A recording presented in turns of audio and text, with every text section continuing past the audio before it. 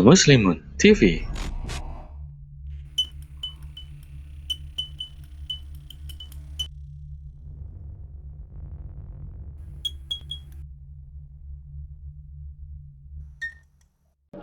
Alhamdulillahi Rabbil Alamin.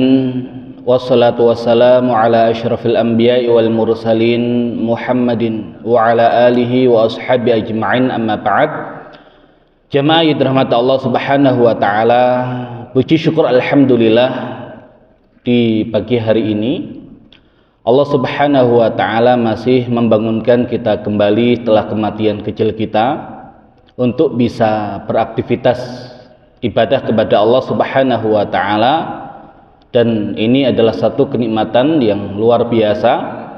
Dan di pagi hari ini Allah subhanahu wa ta'ala juga gerakkan hati kita untuk melangkahkan kaki kita di tempat yang mulia ini, sama-sama kita beribadah kepada Allah dengan salat subuh secara berjamaah, dilanjutkan dengan duduk sejenak sama-sama berthalabul ilmi, dan semoga Allah subhanahu wa ta'ala membalas setiap aktivitas kita menjadi satu amal-amal kebaikan yang nantinya menjadi wasilah kita semua dimudahkan untuk masuk ke dalam surganya Allah subhanahu wa ta'ala. Salawat serta salam semoga tetap terlimpah curahkan kepada junjungan kita Nabi besar Nabi Muhammad sallallahu alaihi wasallam, juga kepada keluarga beliau, para sahabat beliau, dan seluruh umat beliau. Baik, jemaah dirahmati Allah subhanahu wa ta'ala, melanjutkan kajian tadabbur kisah-kisah Al-Quran, inspirasi dari kisah Nabi Adam alaihissalam, di mana insyaallah di pagi hari ini fokus pembahasan kita adalah tentang Nabi Adam dan karakter dasar manusia. Ya, karena kita semua adalah anak turun Nabi Adam, maka apa yang ada pada diri Nabi Adam alaihissalam, yaitu pun sebagiannya akan ada pada diri kita. Nah, di dalam Al-Quran Allah subhanahu wa ta'ala menyebut manusia dengan beberapa sebutan, dan masing-masing sebutan memiliki kandungan makna yang berbeda antara satu dengan yang lain. Terkadang Allah sebut manusia itu dengan al-ins, terkadang Allah subhanahu wa ta'ala menyebut manusia dengan al-insan, terkadang Allah subhanahu wa ta'ala menyebut manusia dengan an-nas, terkadang disebut unas, terkadang disebut dengan al-bashar, dan masing-masing punya sentuhan makna. Namun di pagi hari ini, karena pembahasan kita adalah tentang karakter dasar manusia, maka yang demikian terkait dengan sebutan manusia di dalam Al-Quran, yaitu kata al-insan. Jadi ulama menjelaskan ketika Allah menggunakan kata al-insan, maksudnya adalah berlaku untuk seluruh manusia. Ya, berlaku untuk seluruh manusia. Dan dikatakan ketika Allah subhanahu wa ta'ala menggunakan kata al-insan dan dikaitkan dengan karakter atau sifat dasar manusia, maka kebanyakan adalah untuk sesuatu yang bersifat negatif, sesuatu yang bersifat negatif. Dan seolah panggilan Allah subhanahu wa ta'ala terhadap manusia dengan kata al-insan adalah manusia-manusia yang belum mengenal Allah subhanahu wa ta'ala. Karena manusia ketika mengenal Allah subhanahu wa ta'ala, pasti yang hadir dari dia adalah sesuatu yang baik, yang datang dari dia adalah sesuatu yang positif. Nah, maka kita perlu melihat karakter dasar manusia. Seandainya dia tidak mengenal Allah subhanahu wa ta'ala, apa yang akan terjadi dan seperti apa ya karakter dasarnya. Nah, manusia terdiri dari unsur jiwa dan unsur fisik. Unsur jiwa manusia berasal dari Allah subhanahu wa ta'ala, sehingga Allah subhanahu wa ta'ala menciptakan jiwa ini dengan karakter yang menyukai kepada sesuatu yang tinggi, sesuatu yang mulia. Maka jiwa ini identik dengan fitrah. Adapun fisik manusia yang Allah subhanahu wa ta'ala ciptakan dari unsur tanah, dan tanah itu rendah, ya tanah itu di bawah, maka dia cenderung mengajak kepada sesuatu yang rendah, dan yang berkaitan dengan fisik manusia disebut dengan tabiat. Nah, adapun ketika manusia itu sudah mengenal Allah Subhanahu wa taala, dan nama-nama Allah Subhanahu wa taala ada 3 pembagian. Ada nama Allah Subhanahu wa taala yang sifatnya jamal, keindahan. Ada nama-nama Allah Subhanahu wa taala yang sifatnya jalal, kemuliaan, dan ada nama-nama Allah Subhanahu wa taala yang sifatnya adalah kamal. Nah, adapun nama Allah Subhanahu wa taala yang bersifat kamal, kesempurnaan, adalah nama-nama Allah Subhanahu wa taala yang zahirnya bertolak belakang, zahirnya berbeda satu dengan yang lain, namun justru perbedaan itu adalah untuk menunjukkan kesempurnaan Allah Subhanahu wa taala. Allah yang menghidupkan, maka Allah disebut Al-Muhyi. Allah yang mematikan, maka Allah disebut Al-Mumit. Allah yang menghidupkan dan Allah yang mematikan. 2 nama yang secara makna seolah bertentangan, namun yang demikian justru menunjukkan kesempurnaan Allah Subhanahu wa taala. Karena kalau Rabb itu hanya bisa menghidupkan, tidak bisa mematikan, maka jelas tidak sempurna. Atau bisa mematikan saja tapi tidak bisa menghidupkan, nah itu juga tidak sempurna. Allah itu yang meninggikan, Ar-Rafi', dan Allah itu yang merendahkan, Al-Khafid. Nah, maka yang demikian saling menyempurnakan. Kalau hanya bisa meninggikan, tidak bisa merendahkan, maka tidak sempurna.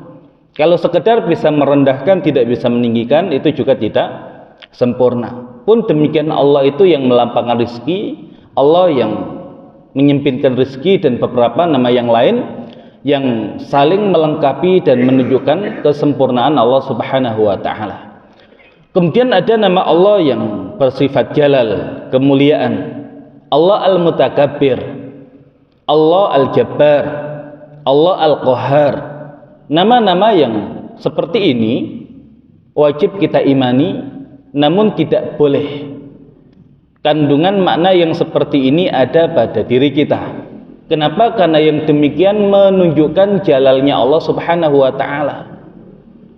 Allah Al-Mutakabbir mengandung unsur kebesaran dan keagungan serta kesombongan, yang demikian kemuliaan Allah. Namun kalau ada pada diri manusia, jelas yang demikian adalah sesuatu yang tidak baik. Bahkan ketika Allah memunculkan kata istikbar di dalam Al-Quran, yang biasa disandingkan dengan kisah iblis, maka selalu ketika dimunculkan kata istakbara, belakangnya adalah wagana minal kafirin, dan dia tergolong ke dalam golongan orang-orang yang kafir. Ya, karena jelas kibar atau takabur atau istikbar ya tidak boleh ada pada diri manusia. Namun kebanyakan nama Allah Subhanahu wa taala bersifat jamal, keindahan. Dan nama Allah yang bersifat jamal inilah yang bisa kita sibghakan, yang arti makna sibghah secara bahasa adalah celupan warna, sibghatallah. Wa man ahsanu minallahi sibgha wa nahnu lahu 'abidun. Celupan warna Allah, maka siapakah yang lebih baik celupan warnanya dibandingkan dengan Allah, dan kami hanya kepadanya menjadi orang-orang yang menghamba. Nah, maka dikaitkan antara sibghatallah, celupan warna Allah, dan juga penghambaan kepada Allah. Ya, hari ini kita mendapati orang-orang yang berbicara tentang syariat, orang-orang yang berbicara tentang tarekat, orang-orang yang berbicara tentang hakikat, dan orang-orang yang berbicara tentang ma'rifat.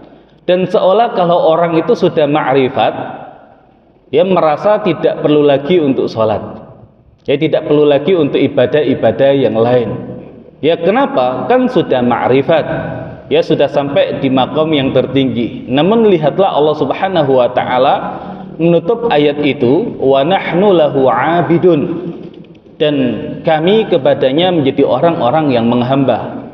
Dan kalau kita pelajari bahasa Arab, abidun adalah jamak mudzakkar salim. Dan abidun bentuk mufradnya adalah abid, orang yang beribadah. Tapi abid ini di dalam Al-Quran bisa dijamakkan abidun, jamak mudzakkar salim. Bisa dijamakkan abid, bisa dijamakkan ibad. Tapi kenapa Allah Subhanahu wa taala menutup ayat itu dengan abidun? Ya, bedanya abid dengan ibad, dia jamak taksir. Dan jamak taksir itu lebih kepada sifat dan status yang melekat. Namun abidun adalah jamak mudzakkar salim, di samping dia menunjukkan isim, sifat yang melekat, juga dekat dengan fi'il yang berkaitan dengan aktivitas. Artinya apa? Orang-orang yang mensibghah dirinya dengan nama-nama Allah akan menjadi orang-orang yang aktivitasnya itu selalu ibadah. Maka seseorang semakin mengenal Allah, yang ada bukan merasa tidak butuh ibadah, ya, tapi semakin semangat di dalam beribadah kepada Allah. Makanya kita lihat Nabi kita, Nabi Muhammad SAW, yang beliau itu adalah uswah bagi kita semua, teladan bagi kita semua. Ternyata ketika dalam hal ibadah, contohnya adalah sholat malamnya, sampai-sampai menjadikan istri-istri beliau dan juga sahabat-sahabat beliau merasa sangat kasihan dengan kondisi beliau dalam beribadah, ya, sampai kaki beliau bengkak, ya. Namun apa kata Nabi, afala akun abdan syakura, apakah aku tidak boleh menjadi seorang hamba yang banyak bersyukur? Ya, karena mereka yang mengenal Allah, ya, semakin akan menikmati setiap aktivitas ibadahnya. Maka kalau ada orang yang mengklaim sampai di maqam ma'rifat tapi malas ibadah, maka yang demikian adalah satu kebohongan yang besar. Nah, makanya sibghah berkaitan dengan nama-nama Allah yang indah, dan itu yang kemudian harus kita hadirkan dalam diri kita. Maka manusia itu tabiatnya adalah zalim, namun fitrahnya suka pada keadilan. Tapi orang yang suka pada keadilan belum tentu menjadi seorang yang adil. Tabiat manusia itu jahil, ya, sangat bodoh. Tapi setiap manusia itu suka pada ilmu pengetahuan. Tapi belum tentu orang yang suka ilmu pengetahuan menjadi seorang yang berilmu. Manusia itu secara tabiat kikir, namun fitrahnya itu suka pada kedermawanan. Tapi tidak selalu orang yang suka pada kedermawanan menjadi seorang dermawan. Nah, ini yang perlu kemudian kita pahami. Nah, karena Allah Subhanahu wa taala dengan nama-nama indahnya itu ketika dihadirkan dalam diri manusia, nah maka yang hadir adalah sifat-sifat yang baik. Makanya kenapa Nabi Muhammad SAW menjadi pribadi yang sangat lemah lembut, pribadi yang sangat penyayang, karena beliau mengimani Allah Ar-Rahman dan Ar-Rahim dan mensibghah diri beliau dengan sifat rahmat Allah. Fabima rahmatin minallahi linta lahum, disebabkan karena rahmat Allah maka kamu menjadi pribadi yang lemah lembut. Nah, ala kulli hal, ya, nanti akan coba kita uraikan tentang karakter dasar manusia. Nah, hari ini ya viral ya di medsos tentang seseorang yang bertanya dan minta diyakinkan atau bahkan dipaksa untuk sholat. Ya, paksa saya untuk sholat. Nah, kira-kira pertanyaan yang demikian itu, ya, pertanyaan yang menunjukkan dirinya mengenal Allah, atau seorang yang justru dengan pertanyaan itu menunjukkan dirinya tidak mengenal Allah. Kemudian, ya, saya akan, ya, misalkan ini hanya percontohan saja, menikahi istri saya walaupun agamanya kafir, ya, karena yang demikian menunjukkan kesucian cinta walaupun harus tadi melanggar hukum agama. Nah, apakah yang demikian bisa dibenarkan? Nah, kita coba mengurai yang demikian, ya dari sifat dan karakter dasar manusia. Karena manusia itu kalau tidak bisa keluar dari karakter dasarnya ini, ya modelnya nanti begitu. Tapi kalau manusia bisa keluar dari karakter dasarnya, maka yang ada ya dia menjadi pribadi yang luar biasa, pribadi yang taat luar biasa kepada Allah Subhanahu wa taala. Baik, di dalam Al-Qur'an ada surat yang artinya adalah kuda perang yang berlari dengan sangat kencang. Surat apa? Al-Adiyat. Walaupun Al-Adiyat ini ulama berbeda pendapat. Apakah maknanya kuda? Apakah maknanya unta? Ya, karena turun di fase Makkiyah, dan di fase Makkiyah belum ada jihad. Nah, namun ala kulli hal yang rajih adalah kuda perang yang dipacu dengan sangat kencang. Nah, di dalam Al-Qur'an ketika Allah Subhanahu wa taala bersumpah, biasanya antara objek yang Allah gunakan sebagai sumpah dan isi sumpahnya itu nyambung. Ya, antara objek yang Allah gunakan sumpah dengan isi sumpahnya itu nyambung. Ya, contohnya ketika Allah bersumpah wadduha, demi waktu duha, wal laili idza saja, demi malam yang semakin larut. Apa isi sumpahnya? Ma wadda'aka rabbuka wa ma qala. Tidaklah Rabbmu Muhammad meninggalkanmu dan juga tidak membencimu. Apa kaitan sumpah dengan waktu duha dan sumpah dengan waktu malam yang isi sumpahnya itu Allah tidak pernah meninggalkan Nabi dan tidak pernah membenci Nabi. Nah, dahulu tidak turun wahyu kepada Nabi selama beberapa waktu, dan ketika tidak turun wahyu itu maka Nabi gelisah dengan kondisi yang seperti itu. Maka omongan orang-orang Mekah saat itu, terlebih ada seorang wanita yang dengan terang-terangan mengatakan kepada Nabi kalau Nabi itu sudah ditinggalkan oleh Rabbnya, ya, karena Rabbnya itu telah membenci Nabi, makanya tidak diturunkan wahyu lagi kepada beliau. Nah, gara-gara omongan itu beliau merasa ya sedih, ya merasa gelisah, sehingga Allah Subhanahu wa taala hilangkan kesedihan itu, hilangkan kegelisahan itu dengan menurunkan surat Ad-Duha. Nah, apa kaitannya? Tidak di waktu duha, yang duha ini mewakili waktu siang secara umum, ya, karena kesempurnaan dan keutamaannya maka disebutkan waktu duha, padahal maksudnya siang secara umum. Tidak di waktu siang dan tidak di waktu malam. Allah itu meninggalkanmu dan juga membencimu. Nah, sehingga Nabi Muhammad SAW ketika turun ya surat Ad-Duha, maka beliau begitu bergembira dan begitu senang karena menunjukkan Allah Subhanahu wa taala tidak pernah meninggalkan beliau dan tidak pernah membenci beliau. Dan surat Ad-Duha itu satu paket ya dengan surat Asy-Syarh atau Al-Insyirah.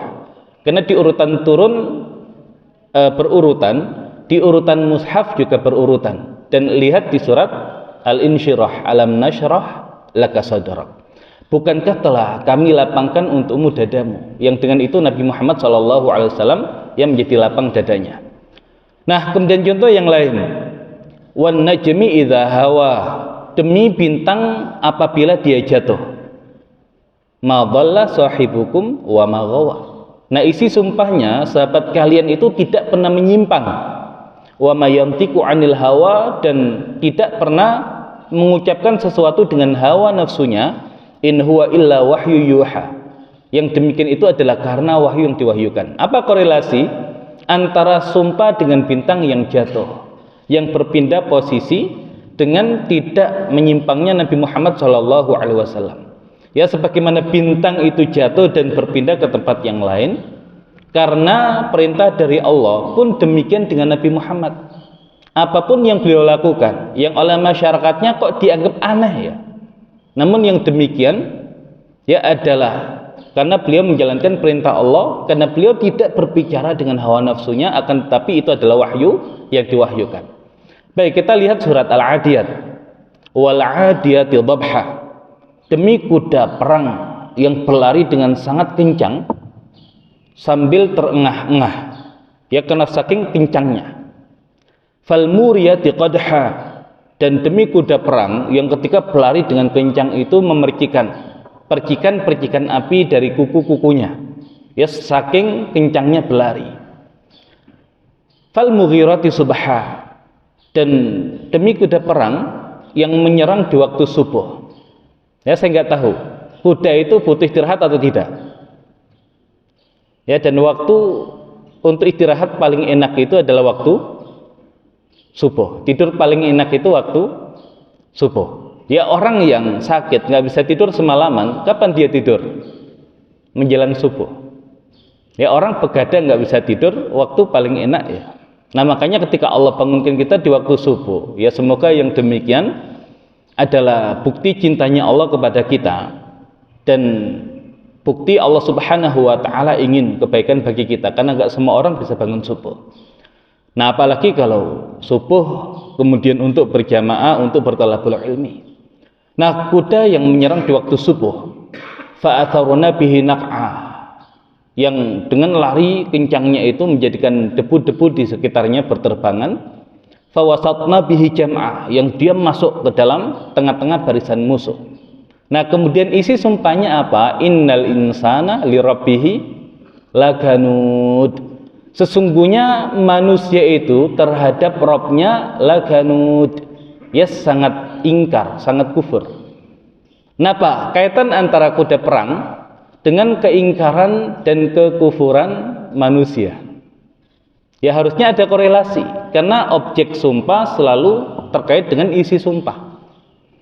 Nah, kuda ini ya makhluk dan hewan yang tidak berakal. Tapi ketika diminta oleh tuannya ya untuk siap berperang bersama tuannya, bahkan di waktu subuh yang harusnya itu adalah waktu untuk ya istirahat, dan seandainya pun dipacu, ya tidak sekencang itu, namun dipacu dengan sangat kencang, dan bahkan bersama tuannya masuk ke dalam barisan musuh, yang resiko dan konsekuensinya adalah bahkan kuda itu bisa mati. Tapi kenapa kuda itu mau melakukan itu?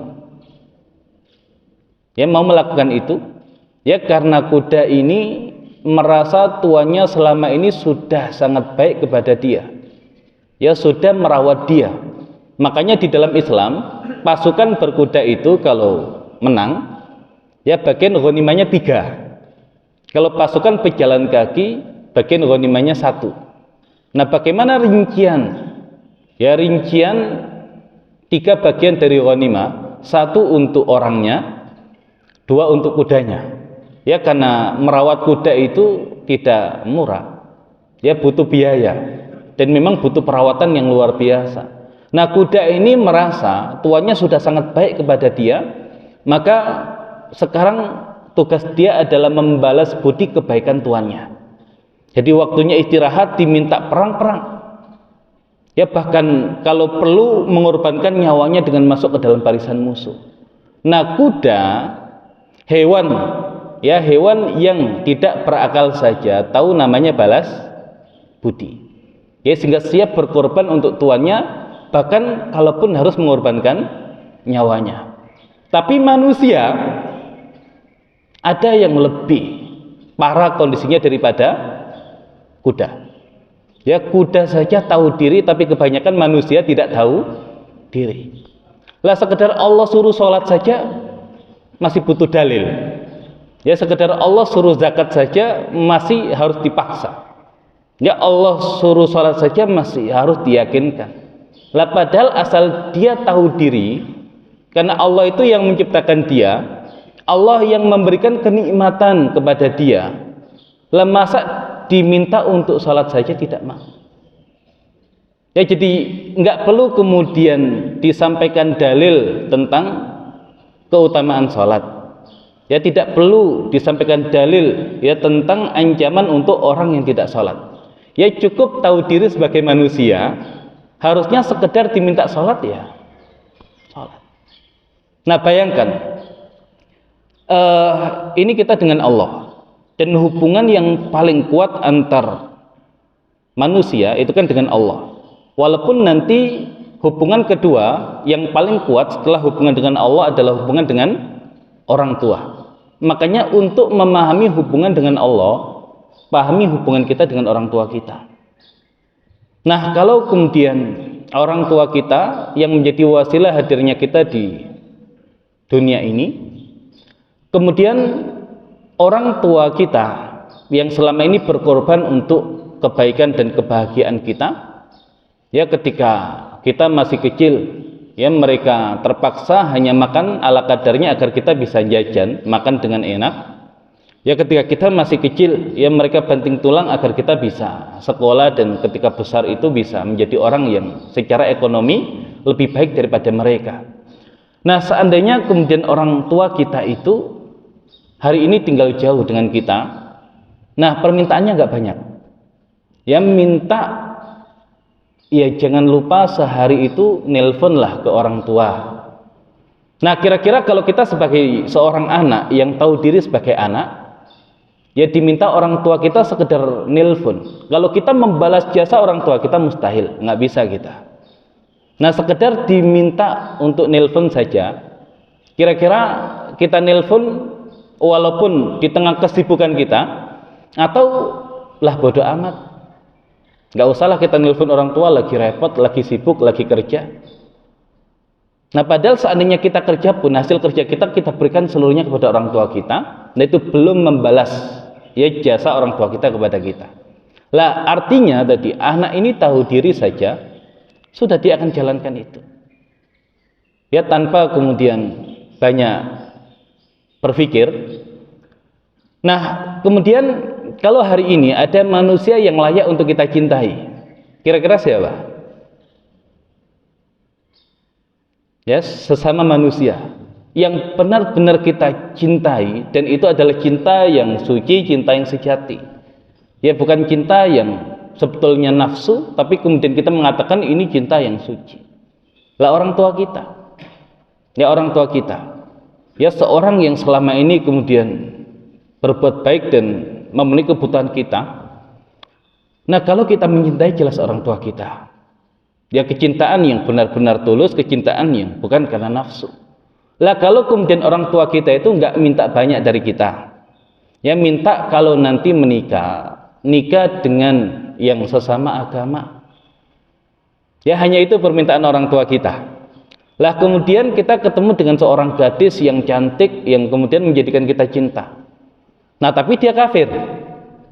Nah kira-kira kita memperturutkan cinta kita pada gadis itu untuk melanggar apa yang diminta oleh orang tua kita, yang diminta nggak banyak, cukup dia menikah dengan gadis yang sesama agama. Lah kalau kita tahu diri sebagai seorang anak, harusnya mana kita dahulukan?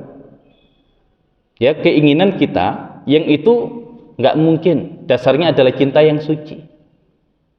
Ya suci dari mana? Apa yang diberikan gadis itu kepada kita? Kan sekedar kecantikannya kan?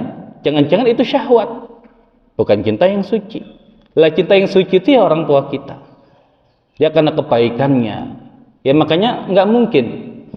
Ya cinta yang suci kemudian baru bertemu beberapa waktu kemudian mengalahkan cinta kepada orang tuanya. Lah asal ini anak yang tahu diri, sudah. Dia belum bisa membahagiakan orang tuanya dan nggak akan bisa membalas jasa orang tuanya. Ya minimal ikuti apa yang menjadi keinginan orang tuanya. Nah itu baru benar-benar cinta gitu loh. Lah sama kita dengan Allah Subhanahu wa taala. Ya yang diminta oleh Allah Subhanahu wa taala itu kan ya apapun kalau kemudian kita lakukan ya tidak akan bisa membalas kebaikan Allah yang Allah berikan kepada kita. Dan seandainya pun itu kita lakukan, itu pun manfaatnya tidak kembali kepada Allah. Tapi manfaatnya kembali kepada kita. Tapi kebanyakan manusia itu tadi laganud, sungguh sangat ingkar. Ya sangat kufur. Ya sehingga mudah melupakan nikmat yang sudah Allah Subhanahu wa taala berikan kepada dia. Ya kalau hari ini misalkan ya kita bicara sedikitlah masalah partai misalkan, ada partai yang dia tidak mau menyuap rakyat misalkan. Ya dia bikin program-program yang sifatnya sosial ya untuk memenuhi kebutuhan rakyat.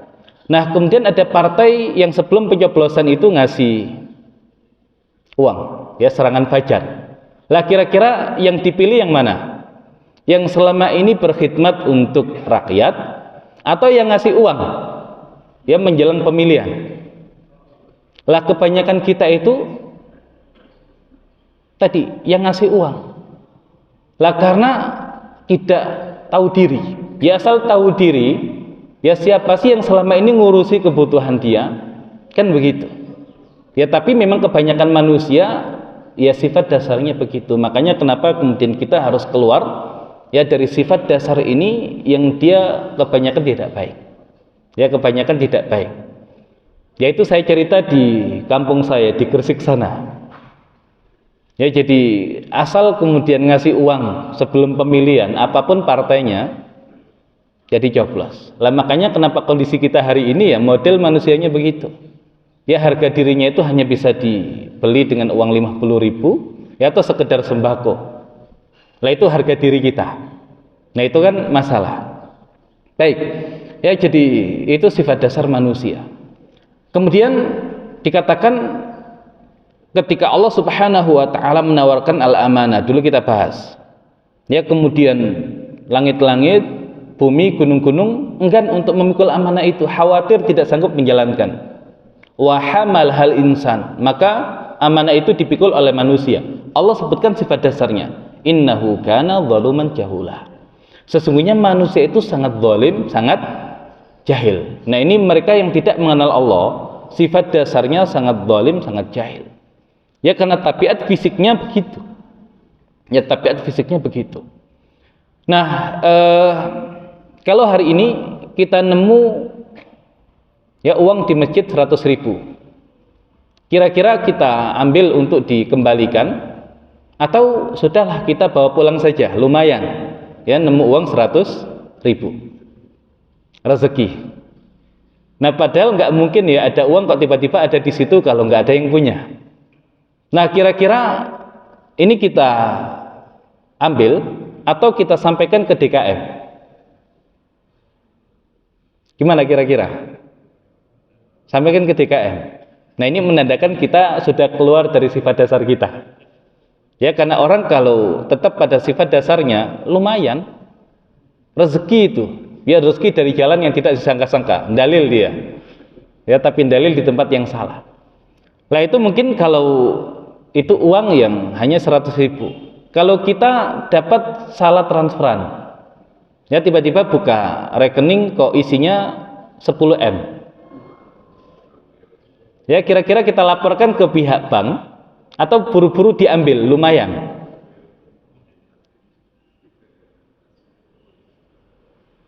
Ya kira-kira dilaporkan ke pihak bank atau sudah diem-diem saja, kemudian kita ambil, kita simpan uangnya. Yang mana kira-kira? Diambil. Nah makanya Allah tahu ya kita itu nggak siap untuk jadi orang kaya, ya nggak siap untuk dapat amanah yang besar. Ya kalau kemudian mental kita seperti itu ya nggak kaget kalau pejabat itu dulu ketika nggak megang uang kok soleh luar biasa, di depannya lihat peluang dapat uang banyak kok berubah. Lah ternyata kita begitu. Ya jadi kadang kita itu mudah menyalahkan orang. Lah kita kalau dapat kesempatan yang sama juga kadang melakukan itu. Nah maka kita mungkin bisa menahan godaan yang kecil, tapi godaan yang besar belum tentu. Ya karena tadi tabiat manusia itu kalau dapat keuntungan duniawi, ya dia akan ambil. Walaupun dia tahu ketika dia ambil itu pasti ada orang yang dizalimi. Nah itu sifat dasar manusia, zalum, sangat zalim. Ya sangat zalim. Nah makanya betapa sayangnya Allah tidak jadikan kita pejabat. Ya karena kalau kita dijadikan pejabat yang ada bukan malah semakin baik kita. Lah teriak-teriaknya berkhidmat untuk rakyat yang ada korupsi. Nah makanya kalau belum benar-benar kuat imannya, nah akan sulit kemudian kita itu ya keluar dari sifat dasar kita yaitu zalim. Kalau kita belum punya mobil, ya kemudian tetangga kita itu suka parkir ya di pinggir jalan. Lah kadang kita terganggu dengan itu. Kan kalau kita bicara iman yang paling rendah apa? Ya, menyingkirkan sesuatu yang mengganggu dari tengah jalan. Ya, kita lihat duri itu kan mengganggu orang, lihat paku mengganggu orang, lihat kerikil mengganggu orang, kita ambil, itu iman. Ya, kalau kita ngambil kerikil dari pinggir jalan, kita taruh di tengah. Ya, kita ngambil paku, kita taruh di tengah. Ngambil duri, kita taruh di tengah. Berarti ada masalah dengan iman kita. Padahal yang kita taruh hanya sebesar kerikil. Bagaimana kalau yang kita taruh adalah sebesar mobil? Nah, itu lebih masalah lagi dengan iman kita. Nah, namun ketika yang melakukan itu adalah tetangga kita, lah kita mengatakan ini imannya mana? Tapi giliran kemudian kita dapat rezeki, ada yang ngasih mobil, lah kita nggak punya garasi, di mana parkirnya? Ya, kita tolak pemberian itu. Afwan, saya nggak punya parkir, nggak ada garasi di rumah, takut zalim. Atau tetap kita ambil dan tenaga saja parkir pinggir jalan kok gitu loh. Kita ikuti nggak? Nah, itu kita. Giliran orang lain yang melakukan itu kita teriak-teriak zalim. Giliran kita ada kesempatan, kita melakukan. Nah, harusnya kan kalau kemudian standar dia adalah keadilan, siapapun yang melakukan, ya sama, mau dia mau yang lain sama. Nah, jadi kebanyakan manusia begitu. Ya, ketika tidak berada di posisi yang enak teriak-teriak, ya tadi dizalimi segala macam.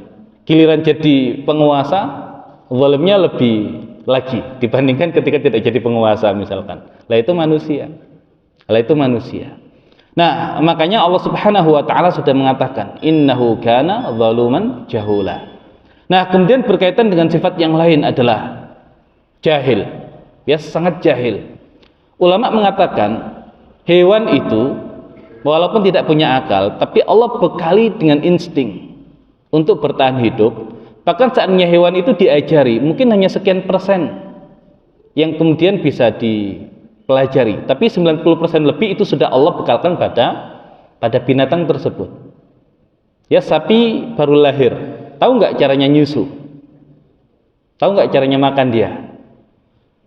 Ya, kalau nggak diajari orang tuanya, bukan orang tuanya, induknya makan, bisa makan nggak dia? Ya, kucing atau kemudian hewan yang lain, lah bisa. Tapi manusia ketika dilahirkan itu dikatakan la ta'lamuna syai'an. Kalian lahir dalam keadaan tidak tahu apapun, nol. Nah, makanya kalau kemudian seseorang itu tidak pernah belajar, ya tingkat pengetahuannya nol. Ya, tingkat pengetahuannya nol. Karena sifat dasar manusia itu jahil. Nah, walaupun menuntut ilmu itu ya berat ya. Orang suka untuk menjadi seorang yang berilmu, tapi belum tentu ya tiap orang yang suka ilmu itu menjadi orang yang berilmu. Baik, enakan mana kira-kira? Habis subuh pulang kemudian tidur, atau habis subuh duduk ngaji?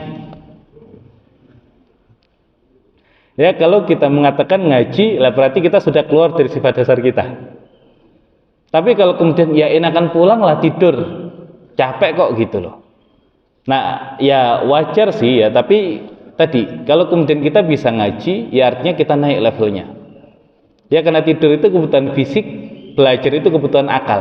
Dan akal ini yang membedakan kita dengan binatang. Lah kalau kemudian kita hanya memperturutkan kebutuhan fisik, lah apa bedanya kita dengan binatang? Ya, binatang lebih pintar.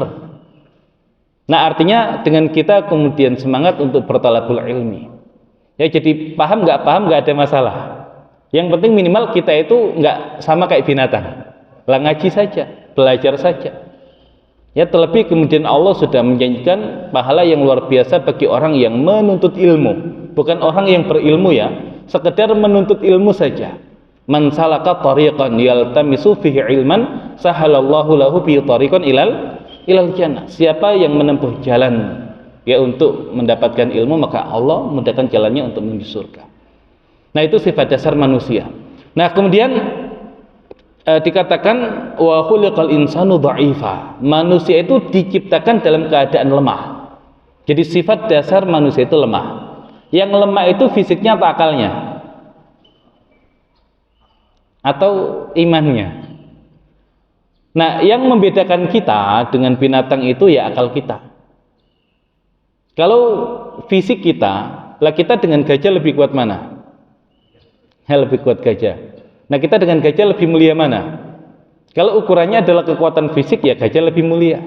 Tapi karena ukurannya bukan kekuatan fisik, ya, tapi akal dan kecerdasan, ya manusia lebih mulia. Nah, kenapa Allah ciptakan manusia itu dalam keadaan lemah?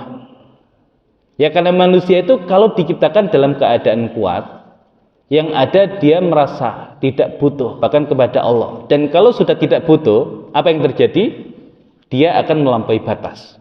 Kalla innal insana la yatgha ar-ra'ahu istaghna. Ya, sekali-kali tidak, ketahuilah sesungguhnya manusia itu akan melampaui batas. Kapan? Ketika dia merasa tidak butuh. Kenapa Fir'aun ngaku Tuhan? Ya, karena kekuasaan yang luar biasa yang Allah berikan kepada dia. Nah, sehingga saking merasa tidak butuh dengan manusia yang lain, bahkan orang-orang yang butuh dia, bahkan dia tidak butuh kepada Tuhan, yang ngaku Tuhan. Nah, makanya kenapa Allah ciptakan kita dalam keadaan lemah? Ya, agar kita selalu bergantung kepada Allah Subhanahu wa ta'ala. Dan cara untuk menjadi kuat, gimana caranya? Ya, dengan mengimani Allah Al-Qawi dan selalu dekat dengan Allah Al-Qawi. Maka walaupun kita lemah, kalau dekat dengan Allah Al-Qawi pasti kuat. Makanya sahabat itu dalam setiap peperangan jumlahnya selalu di bawah musuh. Tapi kenapa Allah berikan kemenangan? Karena mereka selalu butuh kepada Allah. Nah, kita tahu di perang Hunain, di saat mereka merasa dengan jumlah yang besar nggak mungkin kalah, Allah hadirkan kekalahan di awal peperangan. Walaupun ketika sadar Allah berikan kemenangan kepada mereka. Baik, ya, kemudian satu lagi sifat dasar manusia walaupun ada beberapa, silakan dikaji. Ketika Allah gunakan kata al-insan, kemudian disebutkan satu karakter, nah itu karakter dasar manusia. Dan kebanyakan konotasinya negatif. Khuliqal insanu min ajal. Manusia itu diciptakan dengan sifat tergesa-gesa. Nah, kenapa Allah ciptakan manusia dengan sifat tergesa-gesa? Yaitu ujiannya. Ya, ini sebelum kita bahas akhirat. Ini bahas dunia saja. Kalau orang kerja ya gaji sebulannya itu 3 juta, dibayar tiap bulan. Atau gaji 10 juta, tapi dibayar per 10 tahun. Milih mana? Ya, 3 bulan dibayar tiap bulan, 3 juta dibayar tiap bulan, atau 10 juta dibayarnya per 10 tahun. Milih yang mana? Ya, 10 juta per 3 bulan. Nah, kebanyakan ya lama nunggu 10 tahun itu, walaupun banyak sih lama. Ya sudahlah, 3 juta tiap bulan. Lah itu manusia. Nah, sekedar nunggu 10 tahun saja kadang kita nggak sabar. Lah makanya kebanyakan kita ketika sedekah itu yang diharapkan apa? Allah balas di dunia atau Allah balas di akhirat? Dua-duanya. Ya, dua-duanya. Lah, kalau seandainya nggak bisa dua-duanya gimana? Karena dua-duanya itu kalau sudah kuat iman kita terhadap akhirat. Kalau belum kuat terhadap akhirat nggak bisa. Ya, kalau belum kuat terhadap akhirat nggak bisa. Ya, misalkan begini. Antum yakin kan kalau seseorang itu meminjamkan hartanya untuk Allah, Allah akan ganti dengan berlipat-lipat. Baik, silakan yang punya Avanza diberikan kepada Allah, Allah ganti Alphard. Ya, orang yang motornya itu masih ya motor apa? Karisma yang lama nanti diganti dengan ya, kalau Beat mau diganti dengan Beat. Enggak, nanti takut patah di tengah jalan gitu ya. Enggak lah, kulihal tadi. Nah, kebanyakan kan motivasinya itu. Lah kemudian ustadznya cerita, lah ini dulu jamaah saya itu ya memberikan Avanza, belum selesai ditelepon dikasih Alphard misalkan. Lah akhirnya semua jamaah pulang jalan kaki, motornya tinggal. Ya, mobilnya tinggal. Lah kemudian nunggu 3 hari kok belum datang ya Alphardnya. Ya, nunggu ya nggak akan datang gitu loh. Lah karena imannya belum kuat kok gitu loh. Lah semakin kemudian kita mengharapkan Allah hadirkan, lah itu berarti kita belum percaya dengan Allah. Dan kalau belum percaya ya janji Allah nggak akan diberikan di situ. Nah, makanya kaitan dengan yang demikian itu nggak bisa dipaksakan begitu. Orang beda iman beda hasil. Ya misalkan seseorang bekerja di bank konvensional, boleh nggak? Bekerja di bank konvensional. Ada ulama yang membolehkan, kan nggak semua yang di bank konvensional itu kaitannya dengan riba. Ya nggak boleh kalau sentuhannya langsung dengan riba, kan kalau jadi satpam, jadi apa kan nggak langsung. Ya ada yang masih membolehkan. Nah kemudian ada orang yang mengatakan enggak, Allah itu kan Ar-Razzaq, ya Allah itu yang maha memberi rizki. Sudah saya tinggalkan pekerjaan yang syubhat, ternyata Allah ganti dengan pekerjaan yang lebih baik. Nah bisa nggak dia paksa temennya, ayo keluar kayak saya, ya nggak usah khawatir keluargamu nanti ditanggung oleh Allah. Bisa nggak yang demikian? Ya kalau imannya nggak kuat, dia keluar, ya dia keluar. Kok belum Allah ganti, kok malah hidup saya semakin sulit? Lah itu karena imannya belum kuat. Nah makanya selama ranahnya ranah yang masih bisa dicarikan pembolehan dari sisi fikih, kan ya udah ambil dulu. Sampai imannya kuat akan ditinggal dengan sendirinya. Nah di ranah itu kadang nggak bisa kita paksa. Ya makanya hijrah itu ujiannya apa? Ya hijrah itu ujiannya apa? Ya makanya kalau di dalam hadis kan, faman kanat hijratuhu ilallahi wa rasuli fa hijratu ilallahi wa rasuli wa man kanat hijratuhu lidunya yusibuha aw imra'atin yankihuha fa hijratu ila ma hajara ilaihi. Disebutkan pasangan dan dunia. Ya, hijrah, masuk Islam. Kemudian cerai dengan pasangannya. Balik lagi enggak? Lah kalau kemudian dia benar hijrahnya karena Allah, nggak akan balik lagi. Tapi kalau gara-gara pasangan, ya murtad lagi. Ya seseorang kemudian hijrah, ya awalnya jadi artis, ya nggak perlu banyak bakat lah, ya sedikit bakat, ya bisa joget misalkan, ya jadi artis. Hijrah, ya kemudian kok rezeki semakin sulit ya? Antum kira-kira milih balik lagi atau istiqomah? Lah kalau imannya nggak kuat ya balik. Nah makanya di situ ujiannya. Nah makanya yang demikian itu iman yang dibutuhkan. Nah karena kebanyakan manusia itu khuliqal insanu min ajal, terburu-buru, ingin segera gitu loh. Padahal sabar sedikit. Kalau kemudian akhirat itu sudah bisa kita niatkan, dunia akan ngikut. Makanya sahabat Nabi itu semua kaya atau ada yang miskin? Ya sahabat Nabi itu ada yang kaya, ada yang miskin. Tapi miskinnya mereka itu bukan karena miskin karena faktor keadaan. Miskinnya mereka itu pilihan. Ngerti maksudnya? Sahabat Nabi itu karena jasa mereka nanti di zaman Khalifah Umar itu kan dikasih tunjangan. Yang tunjangannya luar biasa besar. Makanya gak ada sahabat kalau ngambil tunjangan itu kok miskin. Tapi mereka memang memilih hidup sederhana. Makanya kayak Ibnu Umar dapat tunjangan. Ya dia sedekahkan kepada fakir miskin, nggak lama dia ngutang, karena sudah habis.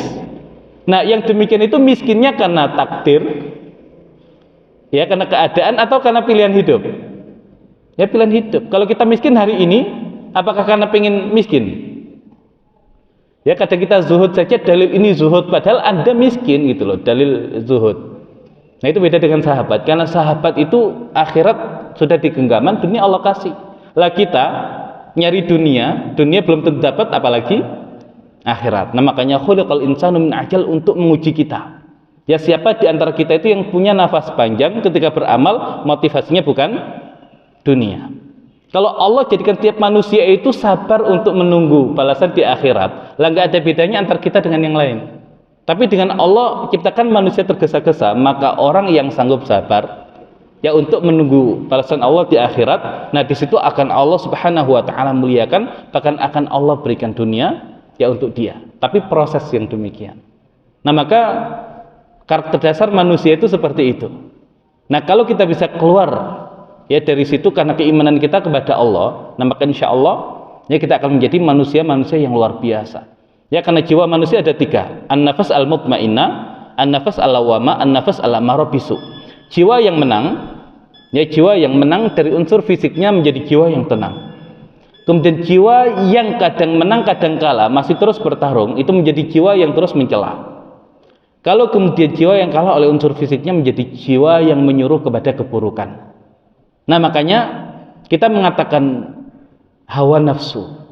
Ya, hawa nafsu. Karena nafsu itu nafas aslinya baik. Tapi kalau kalah oleh unsur fisiknya, ya tadi nafsu menjadi buruk. Ya, nafsu menjadi buruk. Nah, makanya ketika kita beriman kepada Allah, yang awalnya kemudian kita menjadi orang-orang yang terburu-buru, enggak, kita sabar karena Allah, kita tunggu balasan di akhirat.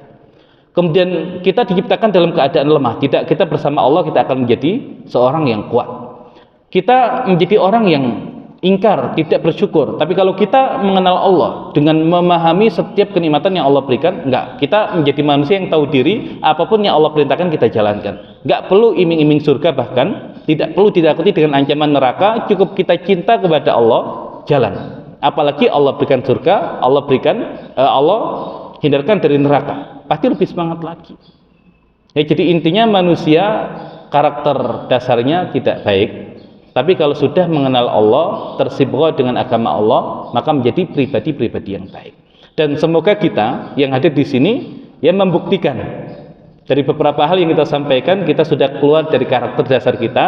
Nah, tinggal kita naikkan lagi dan semakin kita perbaiki hubungan kita dengan Allah, ya, sehingga Allah Subhanahu wa taala semakin muliakan kita, semakin tinggikan derajat kita, dan Allah Subhanahu wa taala berikan balasan yang terbaik, yaitu surganya Allah Subhanahu wa taala. Baik, sudah ya habis waktunya. Ada yang mau ditanyakan, silakan. Ya, silakan.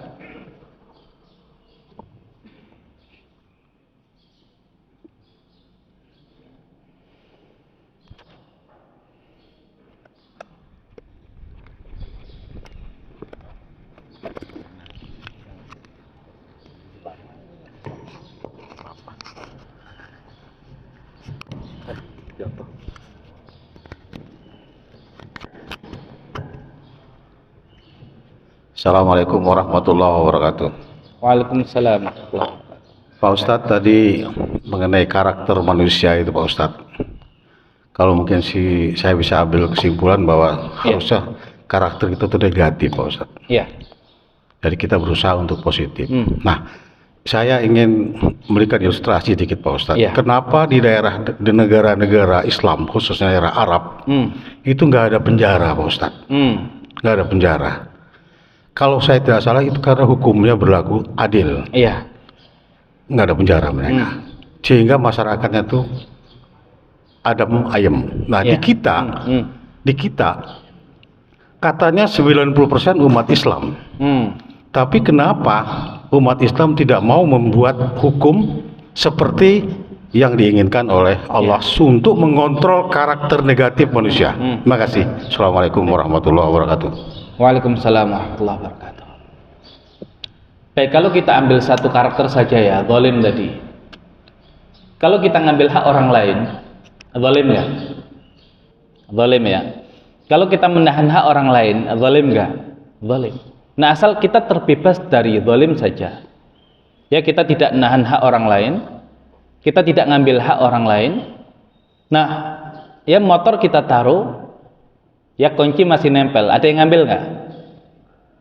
Nggak ada. Kalau manusia itu bisa keluar dari karakter dasarnya itu.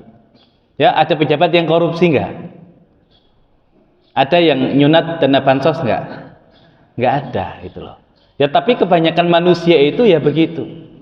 Ada yang bisa menahan ketika skalanya kecil, skalanya besar tadi belum tentu semua bisa nahan. Tapi intinya, asal manusia itu ya bisa keluar dari unsur kezalimannya itu, selesai urusan.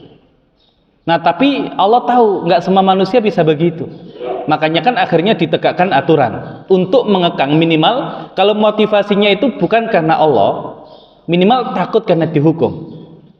Ya, kalau nyuri ya dipotong misalkan. Ya, kalau kemudian kira-kira penjara itu efektif nggak? Hukum penjara itu efektif nggak? Kan hari ini di penjara itu malah menjadi beban untuk negara, makan gratis. Ya. Nah, Nabi Yusuf kan pernah di penjara ya, walaupun ya kena fitnah. Artinya di zaman sebelum kita itu ada konsep penjara. Dan penjara pun sebetulnya efektif kalau diterapkan, kalau benar caranya. Ada yang tahu cara penjara yang efektif kayak gimana? Nah, kalau kita pelajari karakter dasar manusia itu, dia makhluk sosial. Manusia itu nggak bisa tinggal sendiri. Ada nggak yang mau di sini tinggal di tengah hutan dengan semua fasilitas hidup yang tersedia? Rumah yang megah, semua yang ada itu fasilitasnya luar biasa mewah, tapi tinggal sendirian di tengah hutan. Ada yang mau? Ada? Nggak ada. Ya paling seneng itu sehari 2 hari, 3 hari pengen pulang. Ya karena manusia nggak bisa tinggal sendiri gitu loh. Makanya al-ins itu kan menunjukkan berkaitan dengan sifat unusa. Ya unusa itu ya dia nggak bisa sendiri. Makanya ya unusa itu kaitannya dengan sifat yang dia itu butuh orang lain, yang nyaman dengan kehadiran orang lain. Ya makanya ada orang yang karakternya itu enak. Ya asal kemudian kita ngobrol nongkrong dengan dia enak. Itu disebut apa dalam bahasa Arab? Ya dari sifat unusa, ins, itu disebut anis. Ya anis itu seseorang yang karakternya kalau kemudian kita ngobrol dengan dia tuh enak. Kayak Abu Bakar tuh anis orangnya. Ya makanya banyak orang yang masuk Islam di tangan Abu Bakar. Laki-lakinya anis, kalau perempuan Anisa. Nah jadi Anisa itu bukan dari surat An-Nisa, bukan. Anis untuk laki-laki, Anisa untuk perempuan. Nah itu karakter manusia. Nah kalau dulu penjara itu modelnya kayak sekarang, digali di bawah tanah, masukkan situ. Dia minimal dia sehari saja udah ingat kuburan dia. Dia di penjara seumur hidup. Oh nggak lama mati sendiri dia. Ya kalau modelnya begitu, nah itu baru efektif penjaranya. Lah kalau penjara banyak temennya, ya nggak cerah dia. Oh di penjara malah semua fasilitas ada, ya nggak cerah. Nah makanya ya tadi ada hukuman itu untuk manusia-manusia yang belum bisa lepas dari unsur dan karakter dasarnya tadi itu. Ya tapi asal kemudian punya iman, harusnya selesai urusan. Makanya hari ini yang perlu ditanamkan adalah iman. Ya revolusi iman. Ya kalau iman akhlaknya benar. Kalau nggak pakai iman, oh tidak revolusi akhlak juga akhlaknya nggak benar. Ya gitu ya. Nah jadi intinya memang ya hari ini masalah di kita iman yang tidak kokoh. Ya walaupun sudah beragama Islam, tapi kalau kemudian imannya tidak kokoh, ya akhlaknya masih belum baik. Dan kan akhlak belum baik, ya seperti ini kondisi kita hari ini. Tapi minimal akhlak yang belum baik, kalau diterapkan aturan Islam dengan maksimal, insya Allah hasilnya juga akan baik, dan bahkan orang yang awalnya nggak baik akhlaknya akan menjadi baik akhlaknya. Jadi semoga Allah Subhanahu Wa Taala ya berikan kita kemampuan ya minimal untuk menjalankan apa yang menjadi cita-cita pendiri bangsa kita. Yang di sila pertama itu dahulu apa? Ketuhanan yang Maha Esa dengan menjalankan syariat Islam bagi para pemeluknya. Minimal itu bisa kita perjuangkan sebagai ya perjuangan kita untuk melanjutkan cita-cita pendiri bangsa kita. Insya Allah bangsa ini akan baik. Ya tapi semoga yang demikian menjadi ladang dakwah kita dan menjadi peluang kita untuk mendapatkan kebaikan di sisi Allah Subhanahu Wa Taala. Wallahu a'lam bishawab. Baik, ada yang lain? Ya sudah. Ya siap menunggu tadi konsumsi di luar. Ini kita lebih mendahulukan mana? Ya kebutuhan iman atau fisik? Kalau iman kita masih ngaji ini. Kalau fisik kapan nih selesai ini? Gitu. Assalamualaikum warahmatullahi wabarakatuh. Waalaikumsalam warahmatullahi wabarakatuh. Tadi Ustadz ada menyinggung masalah sibghah Allah, sibghah. Itu surat Al-Baqarah ayat 138 ya. Sibghatullah wa man ahsanu minallah wa man ahsanu minallah sibghah wa nahnu abidin. Artinya sibghah Allah itu yang terbaik ya, daripada yang lain. Jadi tadi Ustadz tadi bilang tadi sibghah itu adalah celupan warna ya. Saya memang penasaran dengan sibghah ini, pengertian sibghah ini, celupan warna. Setelah saya menelusuri beberapa tafsir ya, Ibnu Katsir, jalan lain, kemudian dari Madinah, dari Menteri Agama, sibghah itu sebenarnya adalah agama ya. Kalau kita juga merujuk kepada asbabun nuzul ya, turunnya ayat adalah karena umat Nasrani membandingkan anaknya ya, dan maksud untuk membersihkan menjadi orang Kristani yang murni. Nah, pembandingan itu yang menyebabkan timbulnya ayat ini, mana yang lebih baik pada agama Allah atau agama mereka. Jadi penjelasan yang benar ini seperti apa, Ustaz? Mohon penjelasan. Terima kasih.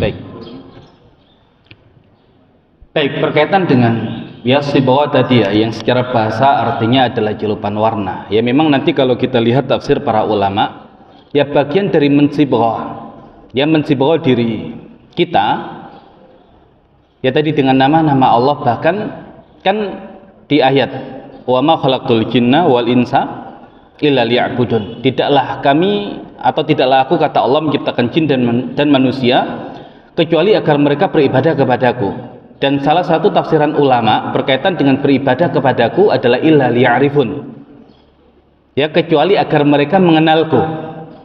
Ya walaupun nanti banyak tafsiran, tapi salah satu tafsiran dari illa liya'budun adalah illa liya'rifun, karena manusia itu kalau sudah mengenal Allah pasti akan mudah beribadah kepada Allah, akan mudah menjalankan agama dan perintah Allah. Makanya ada ungkapan asluddin ma'rifatullah, asal agama itu adalah mengenal Allah, dan para nabi adalah orang-orang yang mengenal Allah, makanya mereka punya kedudukan yang luar biasa.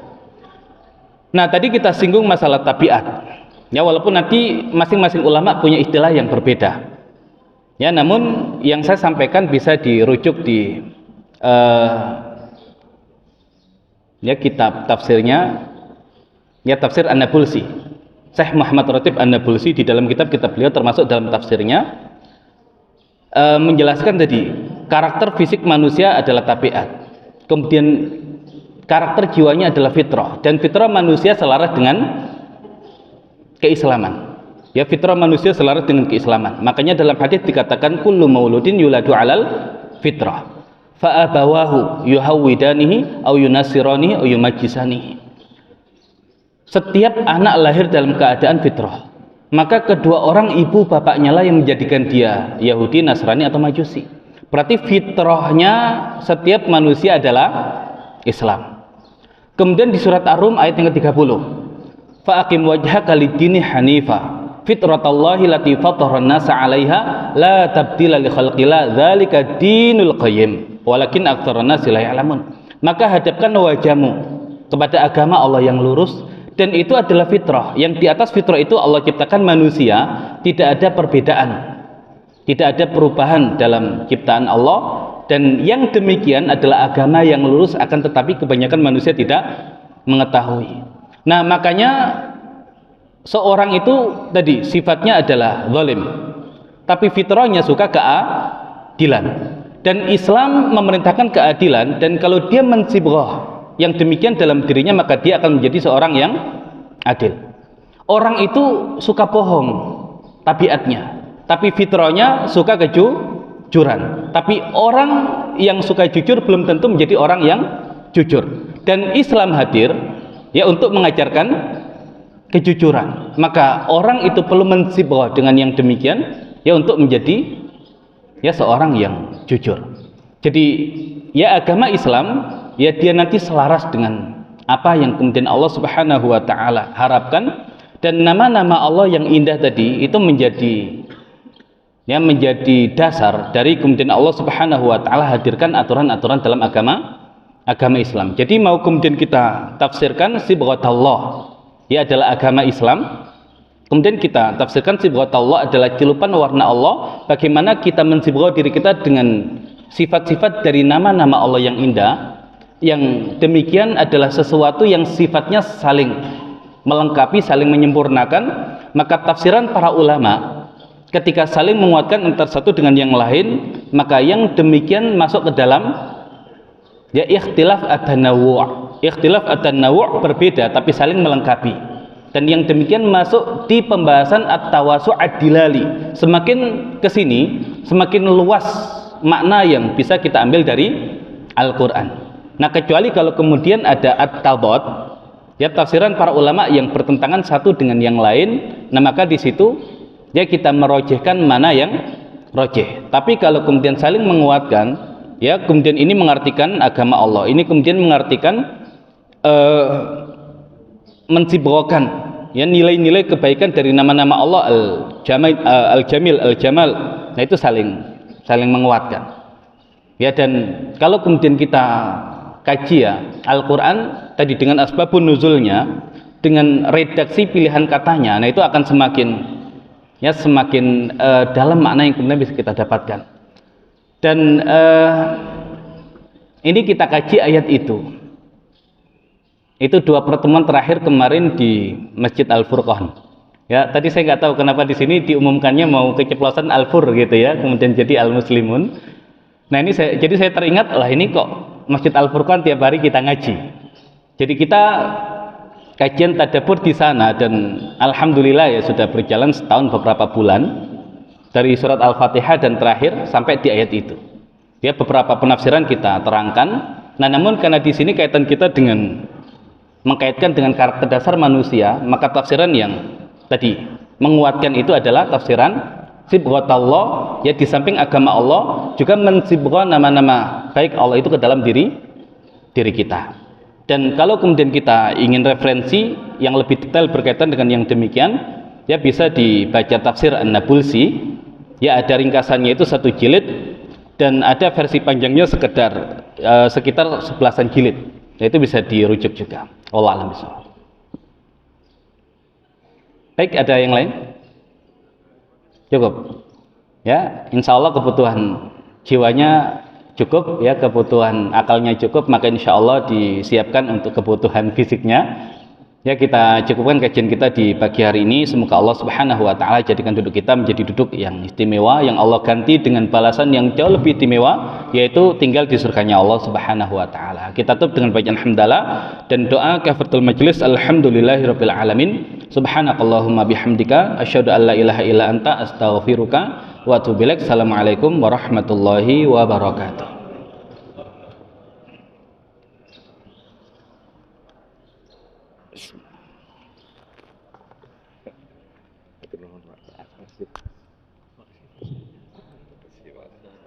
Ya, Tolong Pak. ya. Dari ibu-ibu guru kita itu guru Joyce. Assalamualaikum warahmatullahi wabarakatuh. Matur nuwun, Pak. Ya, sami-sami. Ya, sama-sama.